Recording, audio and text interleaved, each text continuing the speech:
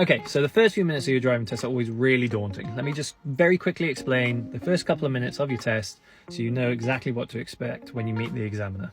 So the first thing you need to do is make sure you're on time. Do not be late for your test. Get there a good 5-10 minutes beforehand, okay? Float around the area like 20 minutes beforehand if need be, but don't get parked up in the test bays until it's about 5 minutes before your test, because other people might be coming back from their test and need those spaces to finish up. The next thing then is actually meeting the examiner. So they will check your name and double check your license. They're going to ask you to confirm your address. They're going to look at your photo and check on their records that it's actually you, and make sure you have a legit license and you haven't got a fake, basically. So the next thing you're going to have to do is read a number plate from 20 meters away. If you can't do this, they will terminate your test, okay? So get your eyes checked before you even apply for your license, start your driving lessons. Make sure you can read a number plate from at least 20 meters away. Otherwise your test will be terminated. We will also just double check the email address you've booked the test through, because that's where all the results of the test after will be sent to. So just double check the email is all good. They will also then hand you their iPad, or sometimes pen and paper depending on what they're using, usually the iPad at this stage. You will have to tick 2 little boxes on there and then sign. That signature has to match the one on your license. So make sure you look at your license beforehand, know what your signature is, because they've all changed since we were 17.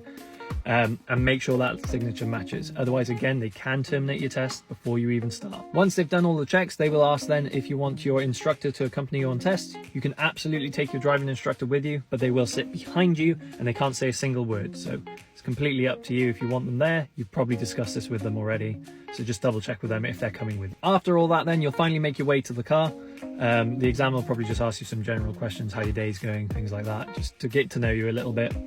And en route, sometimes they then give you your tell me question. They might wait until you're actually in the car, especially if it's like an under the bonnet question or something, but you'll then get your tell me question somewhere around here.